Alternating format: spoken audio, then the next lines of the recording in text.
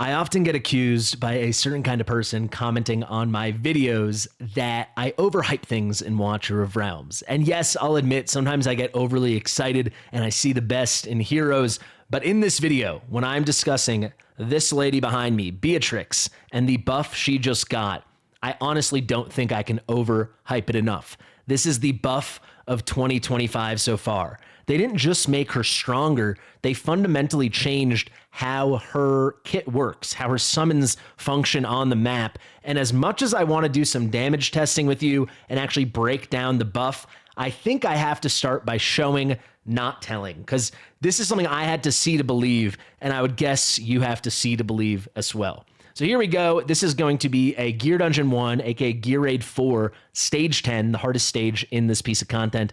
This is going to be the team. It's going to be a little showcase. You can see Power of Dominance is off, and we're going to do a comp you've probably never seen before. Before I get into it, I want to give a shout out to my friend War Guides, who used to do something similar with Beatrix, doing a clever thing on the top. What we're doing now in this video is a similar idea in that we're using Beatrix on the top to deal with the top lane, something we'd normally use a fighter for, or maybe Comet, you know, maybe use Valkyra or Thalon or Eris A1, or you've got a Comet or something with some anti-heal, maybe use Ajax. But what we're going to do now is not like a cute thing, it's not a cheesy thing, it's not a fun thing, it's going to evolve as a decidedly meta thing, because the way Beatrix works now, this is like a cheat code.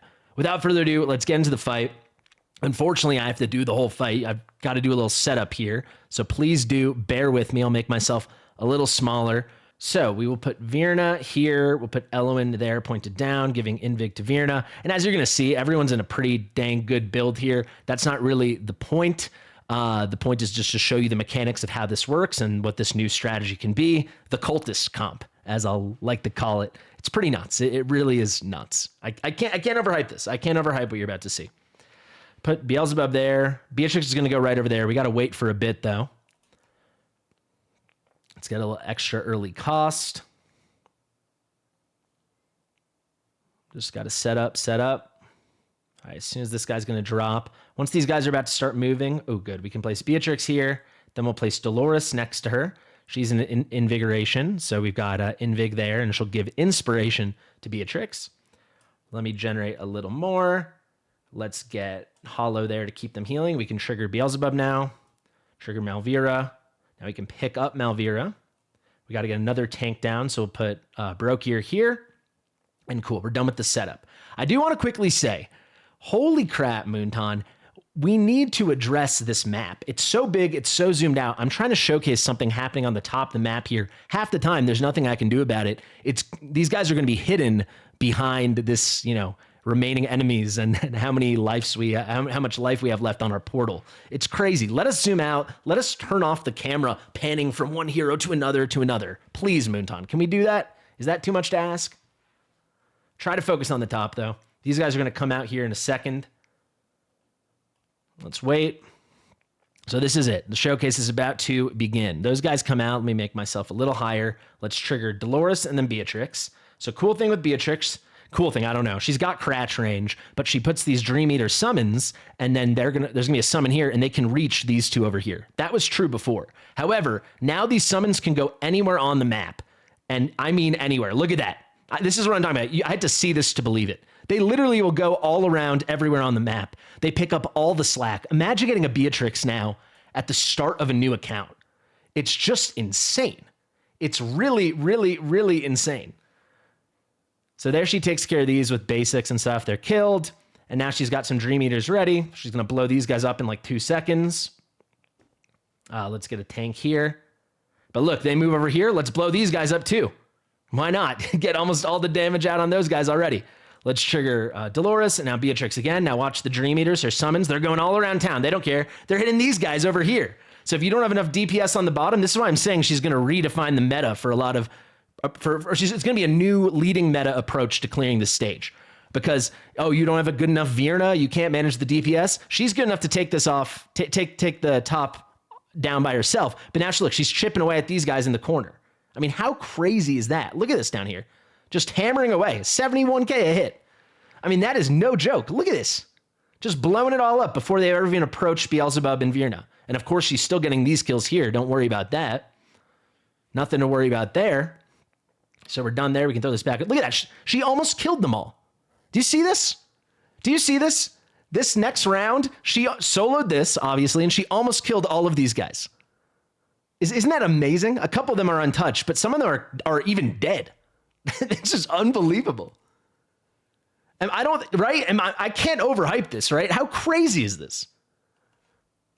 How unbelievable. Let's go Dolores and Beatrix again. Now let's just fly around. Go, my dream catchers, go. Blow the whole map up. I don't care about anything. Look at this, 89K a hit, 91. Look at this, they're still going. The power dominance is not off. It's you would see it in the corner here. Power dominance is not on, it is off. Look at this. So by the time they reach Virna, there's only 4 or 5 alive and 2 of them are on the brink of death. How is that real? Are you not entertained? My God. It's the easiest work for Virna, right? It's the easiest work of all time. Put Malvira down here. And now let's have some fun at the end. Let's trigger. Off to the races, baby. Send some Dream Arrows over here. Blow that up. Come back. Blow this up. Look at this. Look at this. It's unbelievable. It is the buff of 2025. It really is. Unbe-freaking-lievable. You're not going to believe the number as well when you see her total damage. She's soloing the map. I mean, Virna's just on a little bit of mop-up duty, cleanup duty. I mean, look at that, 86 million. 86 million. You can't make that up. It's unbelievable. It is unbelievable. Look at that. Power dominance is off. Incredible. Okay, so let me talk about the buff, and then I want to end with a little damage test. But this is just too fun, man. It is just too fun. So the thing we have to start with is Soul Feast here. During the ultimate, the hero and the Dream Eaters, the damage increases with skill ups from 50 and then at max skill ups to 70%. But then after casting the ultimate, her Dream Eaters, these are the summons she makes. That's like the key mechanic in her kit. Their targeting range is expanded to the entire battlefield. And the ultimate became cheaper. The cost was reduced by 100. But it really is the whole battlefield. And it's a whole nother level beyond Idril. Not to say, you know, she's better than Idril or something, just different. But Idril, you know, it's like single target piercing damage, really cool for something like, you know, Gear Aid 3. And obviously as you progress, Idril is really, really strong, you know, helping you clear maps in campaign or Void Rift.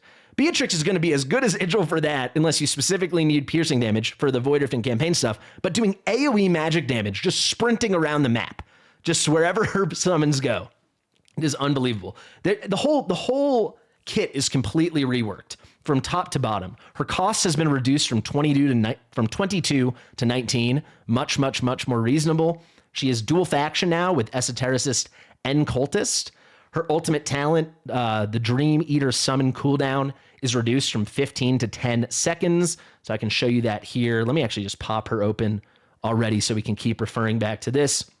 You can see this talent here. There's a cooldown of 10 seconds when it comes to summoning one Dream Eater when an enemy dies in range. Going from 15 seconds to 10 seconds is really, really strong because she can have a lot more up at once. And you can kind of see it. And now they can run around just going insane around the entire map. So let's continue back to the patch notes. After the death of a Dream Eater, one of her summons, her rage is restored now by 3%. I believe previously it was 1%. That's just fantastic. And she also has a higher cap on the amount of summons she can do. Before it was like 3 or 4, now it is up to 5. I highly suggest, if you guys are interested, check out this video I put out on 5 months ago. It says November the 7th. This is when Beatrix was coming out, and I did extensive testing. I compared her to all these other legendary cultist DPS. Interesting now, she's not just a cultist, she's an esotericist. But in this video, I did a lot of research. I documented it here. I still have the Google Sheet, and we just tested what her DPS was like. So in this video here, the final thing we're going to do, I've recreated exactly the build I showcased in this video, the original one, and I will test her again with the exact same testing parameters to do a little DPS check and slot her in here. But a cool thing to know, if you want to check out this video, I'll put the link in the description, the top pinned comment. I made a bunch of suggestions on how to improve her because I thought she had potential, but I thought obviously it was unrealized. She was pretty dang underwhelming. Never in my wildest dreams did I think to suggest you could have her summons sprint all around the map, blowing everything up. But I did say they should increase the cap on her summons, and I did say they should reduce the cooldown on letting her summon more Dream Eaters. So those are two things they actively went ahead and did. So maybe they watched my video. I don't know. Maybe they were really obvious suggestions because the character was just so underpowered. All right, back to the notes. Now we've got the ultimate Soul Feast. During the ultimate, the hero and the Dream Eaters, their damages increase. We talked about this. And then, yeah, we talked about the range getting expanded and the rage being cut. Phenomenal. Spirit Drain. This is something we got to talk about. Spirit Drain is over here. This is going to increase her attack by 10% now. And additionally, whenever an ally summons a spawn, it will increase her attack further by 1%, stacking up to 5 times. Previously, this 10% was non-existent. You can see the before here. If we go to Spirit Drain, it would just be 1% per stack, going from 5, 6, 7, 8, 10 times. Those are how many stacks you could get with skill up. So you could get 10 stacks at 1% per stack, and you could only get the attack boost when an ally's summon spawns. This did include her summons, but it would take a while. Now, out of the gate, you're starting at 10, so the previous max, and you can get an extra 5. Really good. Now with the Awakenings, Awaken 1, 2, 3, 4, and 5. They've reworked every one of her Awakenings. We don't really have to talk about the before times because these are fairly fresh, so let's just get into it right now. The new A1, each stack of Spirit Drain, that thing we just talked about, increasing her attack, is increased to 2%. So you start with the base of 10%, that's just part of the talent, 10% increased attack, and then after 5 ally summons have been summoned, you're up to another 10%, so 20%. Very strong. The Dream Eater's death can also now grant 1 stack of Spirit Drain, so just helps you, doesn't increase the total stacks you can reach, but it helps you get to that 20% faster. The A2, her cost goes even lower, so this brings her down to 17 cost.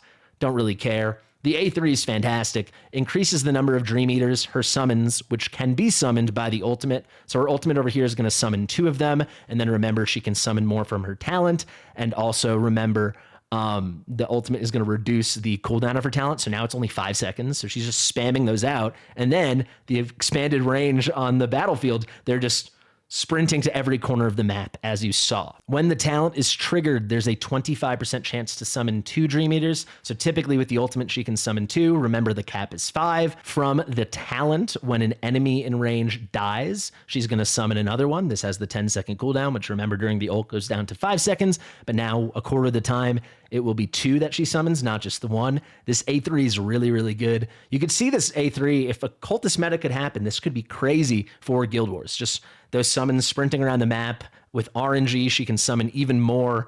It could be really annoying. The A3, she gets increased attack here. That is good. And then the A5, she gets a little HP restore. Don't really care about that at all. To me, the A3, I think, is the most exciting. The kit's just crazy now. It is just crazy. I don't know how else to put it.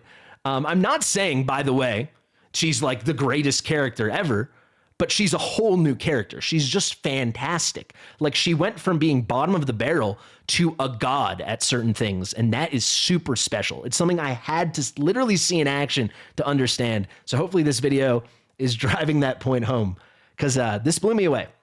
The final thing I wanted to do is that damage testing. Don't worry, I already set it up for you guys. If you want to understand my test parameters, I'll quickly talk you through it as we go. But again, that video I was discussing, I go through it in depth and I do the test over and over and over. You can see behind me here, I made a duplicate sheet so we can have like a little Beatrix 2025 update. And I will say there's one other thing I wanted to do. My Nora testing was bad. I triggered her too early in this video when I was watching it back. I noticed, because you might be wondering, why is Nora's numbers so low? So I think I'll also repeat this test for Nora. But let me show you the gearing I have on Beatrix in this video, because I've actually matched it to a T. It took me a minute to find all the gear all around my test server account, but you can see identical, right? There's the additional 189.5% crit damage. If you have a very observant eye, there you go. Same thing, same crit rate, same attack speed, everything. If you have a very keen eye, if you're very observant, you might notice my BP's higher now. This actually took me a second to figure out. You can see in the original test, her BP was 83,244. Now it is 83,369. Where does that come from? Well, if we go to total stats, she now has the collection bonus, not just for cultists, but also for esotericists, because she gained dual faction. So previously she was only getting 50 additional attack in this other column and 200 additional HP. Now it's gone up to 400 and 100. That's the only change. It's the identical build. She's in a maxed out tier of Twilight once again. I'll repeat, if you want to know the exact parameters of the test, because I spent a long time on it, you can check that out on this video over here. So to end this video, let's do some testing with Beatrix 2.0, the 2025 version, and then we'll also clean up my Anora test from back in the day, because I really wasted the AoE burst portion of her ultimate in that test. I triggered her too early because I wanted consistency, but by triggering her at the same moment I was triggering everyone else, I think I did her a disservice. So let's enter the battle and let's do this thing. I will say there's a small chance my Dolores is not in exactly the same build, but I've had one Invig set on the test server I've been shopping around forever, and this was exactly the Invig set with Warlord on the left that I had on Diao Chan right now, so I just moved that over to Dolores. The numbers looked very comparable, so I think it's the same, but we know Beatrix is in the same build. So let's place her here. Right out of the gate, I can tell you, we'll place Cyrene there just so we can get our guys out early. I will tell you, she's going to be great here, and her extended range is such a solution to this cratch range, this 1, 3, 5 rows of tiles. But this is still annoying. Like when she's not ulting, this range is annoying, but I do think she makes up for it by the nonsense that is the sprinting around the map that she gets. Okay, let's place Dolores here. And then the only thing left to do will be Mari. I'll place Mari there. Okay, so I talk about in the video if you want to go watch that and see all the testing from last November. But essentially, we will trigger the ult once this timer here runs out, and then I will end the battle once the countdown timer on the boss on the top there, once it ends, right before he's about to heal. So you'll see that in a moment. But when these guys run out, that is when we trigger Beatrix and Dolores. All right, let's 1x this. See, this timer's running out right here. Let's trigger. And then the only other thing is we trigger Mari once these guys come down into range. So wait a moment. This is what I did every time. Let's trigger. You can see in the corner, Power of Dominance obviously is off. And then the test, I'll just hard end it and quit out, and we'll just check the damage when this timer here that's about to happen counts down. But look at this. Look how much, like this is, if anyone that watched the original test, this is night and day, right? She struggled, and now she's soloing this. The Power Dominance is off. I want you to acknowledge that. All right, so when this here Forsaken Totem runs out, that's when the test ends. There we go. All right, let's pause it there. Before I quit, maybe you guys can make some predictions. I actually haven't tested. I'm doing it live, but previously she did 13.4 million. Let's see what she did this time around. Let's quit out of the battle. Let's take a gander. God, the test server's slow. 19.1. 19.1. That is unbelievable. I hope you realize the change that is. It's the identical gear from before. Let's get those exact numbers in, and then I'll do the math for you to see what this boost actually has been. 1438. So I can put that in here. And then if you want to know like what the growth has been, we can do this equals new number minus old number over old number. Okay, let's make it a little bigger so we can see. A 42% increase. Look at that. A 42% boost. That is unbelievable. And so now she's got this endless range, a 42% boost. She synergizes so much better with the cultists. I mean, this is unbelievable. It really is. Like, let me know your thoughts in the comments. Imagine if they did this to Cratch. Imagine if they did this to Zealous. Imagine if all the trash heroes of this game started just getting this luxurious treatment. This is, I gotta say, I put this up to a vote. If you guys wanted this video tonight or a pity manipulation video, I'm so happy you voted for this. This has been so much fun. This is unbelievable. That's basically the Beatrix portion. Let's just get Anora in here to do a little testing. We'll move the gear on Beatrix right now, straight over to Anora. But it's so crazy, right? And that's at A0. All the testing originally was at A0. That is still at A0. Let's do Anora as a cultist as well. Beatrix actually is the same dual faction as Anora. They're both esotericist and cultist now with that new rework. Where is the Beatrix gear? Where is it? This is oh, here it is. Perfect. It just wasn't updating. This is it. The exact same set that we shopped around on everyone. So this is what Anora also wore in the original test. Let's take her out of her exclusive for consistency. We'll put her in the same tier of Twilight we had everyone in. All right, let's do our final test. So yeah, because Anora's ult is like a singular burst and then it's just juiced up basics that Labor gets, her summon, by doing it as early as when that countdown ended and not waiting another second or two, I definitely hurt her numbers. So let's see what it looks like now if I do everything proper. All right, there we go. There's a trigger from Cyrene. We can get Mari down. So everything will be the same, except I'm going to trigger a little later. I'm going to wait till you can see. Actually, Anora did just get buffed, so she has the expanded range. I'm going to wait till these guys have come to like this square. All right, I think that's fair. All right, when they turn the corner, let's go Dolores. Now let's go Anora. Everyone's in range. Now let's go Mari. Yeah, Anora's a lot better too. Don't get that twisted either. So this is not a direct one-to-one because I told you I kind of blew my last Anora test. Let's just wait for this to run out. End of Forsaken Totem. So I would think before she would have done, I don't know, something close to Iona maybe. But I think now you can see she did pretty great. They both did amazing. I love this, dude. I love reworks. I love buffs. I like when things are positive. This is too fun. So there's Anora at 18.4. So Anora, amazing, huge improvement with both the better technique by me and then also her buff. And yet still, Beatrix is better.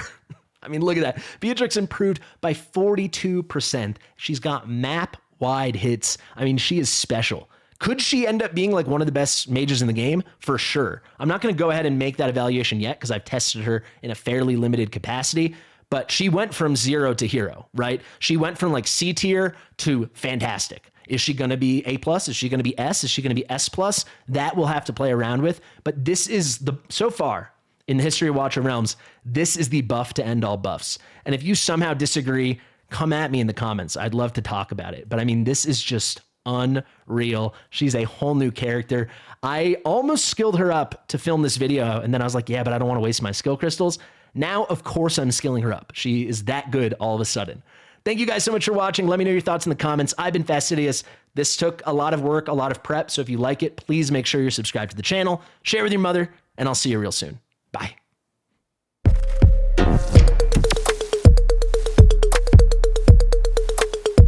Fastidious.